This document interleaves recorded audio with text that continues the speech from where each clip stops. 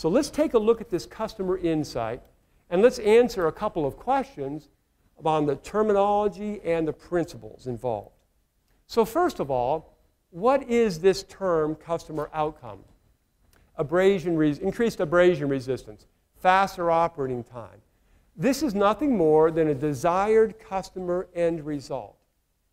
It's what the customer wants to have happen without regard to how the supplier will help make it happen.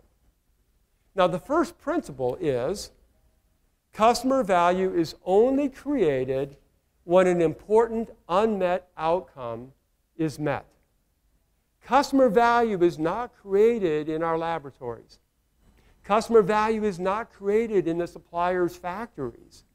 Customer value is only created when some customer outcome, a process or a product, is improved down the value chain. Second, suppliers' only path to profitable, sustainable growth is customer value creation. So do you see the linkage? The better we understand these outcomes, the better our growth will be. So let's take a look at this science in which we can actually understand these outcomes at 9 different levels. First, we want to uncover all the outcomes. And typically, there can be 50, 100, or even more of these outcomes. So we begin by doing qualitative discovery interviews. We have a divergent part to this process, followed later by a convergent part. And we actually record our notes on a projection screen so the customer can see us taking these notes and they can correct us on a real-time basis. Now, between each of these sticky notes, we ask the question, what else? Now, this means that the interview is customer-led, not supplier-led. Because when you're the supplier and you finish a sticky note and you ask, what else? Do you have any idea what the customer is going to say next? Not at all. And that is really powerful. So my strong encouragement is throw away the supplier-led questionnaires. For one thing, they bore customers to tears. They just don't want. Do you like to see somebody coming to your front door with a survey in hand saying, I'd like to do a survey in the evening? You don't. And you're even busier at work. The other thing about those questionnaires is they will not help you when you don't know what you don't know. If you have a breakthrough, blockbuster new innovation, it probably won't come from what you know or what you think you know. It will probably come from what you didn't know you didn't know. So you need to let the customer lead you to these things. The second point is, during discovery interviews, you need to probe deeply to understand why the customer said what they said. When you have strong probing skills, 2 things happen. The supplier learns more, and the customer opens up more because they feel they are truly being listened to. Then, near the end of these discovery interviews, the customer identifies their favorites or their top picks, and the supplier helps them form outcome statements. Now, outcome statements is a brilliant methodology developed by Tony Olwick of Stratagen. It's such as minimize loss of belt thickness due to abrasion from ore. It really helps crystallize and communicate the customer's thinking.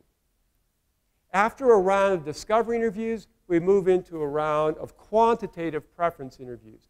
And here, you try to ask for ratings on each of these outcomes. So you might say, Mr. Customer, on abrasion resistance, how satisfied are you, or how important is abrasion resistance for you today? Then you would ask, and how satisfied are you with the abrasion resistance you get today? We developed this market satisfaction gap chart about 10 years ago. And the way it works is this. The more important an outcome and the less satisfied the customers are with it, the higher the market satisfaction gap. And after getting experience in hundreds of global industries, what we find is this. If you get a market satisfaction gap of 30% or more, that's your indication the customer really wants to see you fix this.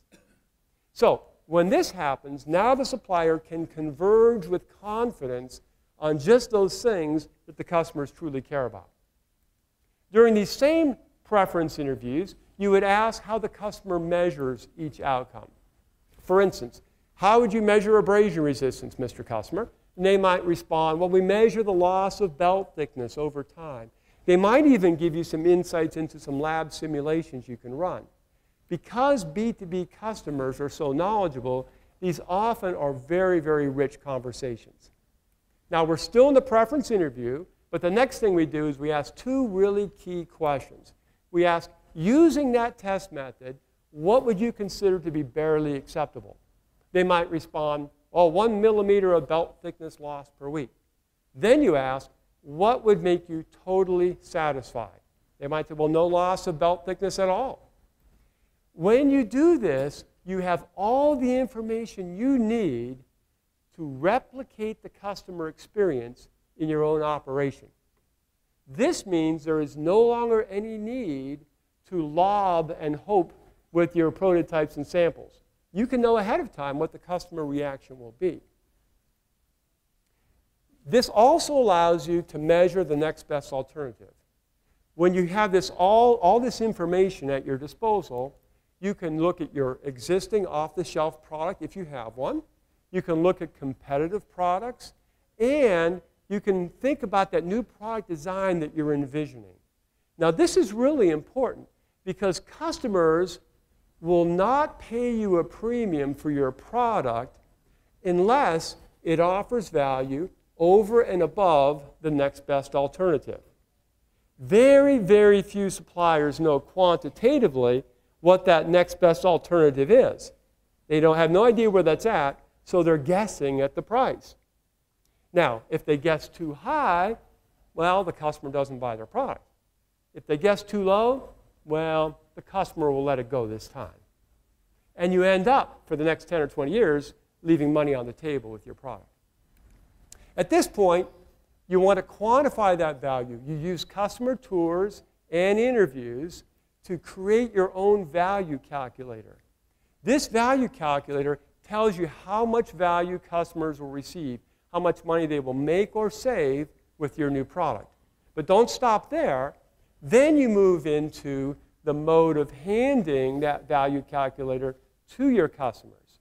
And this actually raises their perception of value. A lot of people think that the pricing decision is driven by how much value a supplier offers the customer. But that's actually not true. Pricing is driven by the customer's perception of how much value they are receiving. And that's why this is a critical step we don't want to miss. So you might be looking at this and saying, whew, this looks like a lot of work here. Is this just too much to bother with? So consider 3 points if you would. If you just did these first 4 levels alone, you could reap huge benefits. So you might decide to stop after your quantitative preference interviews when you've got this market satisfaction gap.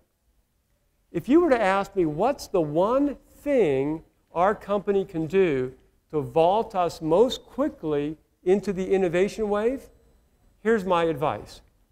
Don't let your R&D work on any more new product development projects unless they have quantified, unbiased, unfiltered data like this on exactly what customers do and do not want. That's the most important thing I believe you can do. Second of all, I was working in manufacturing in the 1970s and the 1980s, and boy, that sure seemed hard to me that we were going to move from quality control inspectors at the end of the line to statistics and process control charts. But does anybody not do this today? I remember meeting Dr. Deming many years ago, and I remember him saying in this big, deep, booming voice he had, he said, "It is not necessary to change. Survival is optional." So I think by contrast, many of these things are actually fairly simple. My third point is, around the world, there are thousands of people actually applying this science today, using a methodology we developed called new product blueprinting. Now, they don't think about it this way, but they're using discovery interviews, the qualitative interviews, to cover the first 3 levels. The next 3 levels are being covered by those quantitative preference interviews. and they're using the rest of the process to handle the rest of the levels. Once you get to that business case, then you move on to product development, and then you launch your product for glory and honor for all involved. Now, let me close with one last concept. Why will B2B suppliers enjoy more science than B2C? It's because of this customer insight gap. Now, imagine we could measure the supplier's ability to predict customer buying behavior from 100% guessing to 100% certainty. B2C suppliers, Apple engineers, for instance, are consumers themselves. And so they start off with a typically high level of insight into their customers' needs. But their potential insight is limited because those customers can't tell them what will amuse them or what will entertain them and so forth. So now we have a fairly small insight gap between what is typically done and what could be done. B2B suppliers, on the other hand, are often fairly unfamiliar with their customers' worlds. A pigment supplier knows much more about their own pigment than they do about their customers' paper making or paint making. But the potential insight is very high because those B2B customers are so knowledgeable, they're interested, they've got foresight, and so forth. So what do we have? We've got a very large customer insight gap, and we've got a large competitive advantage for suppliers today who sees that gap. Will that gap remain large? I believe it will close as the innovation wave proceeds. But today, it's a huge gap to be captured by B2B suppliers who want to move early on this. So I'll take some questions in a moment, but let me close with a short story. I was having dinner last week with a company president who had been applying this type of science for about a year and a half. And he was telling me about a couple of the teams that had done this, that had covered themselves in glory and had some exciting new products. But then he said, and so I was enjoying my dinner quite a bit, at this point. But then he said, you remember that team that just kind of faded away? He said, well, I called the team leader just the other week, and I said, guess what I've got on my desk? It's the product your team could have developed in the exact market segment you were targeting, but I see it has our competitor's name on it. My point is, we probably, none of us, can change this wave that's coming. We just need to decide if we're going to be on top of the wave or the wave is going to be on top of us. The good news is we can transform the way our employees enter their customers' worlds, gain new customer insights, and disrupt industries with amazing new products. Now that's a reason to get our wetsuit on and catch the innovation wave. Thank you.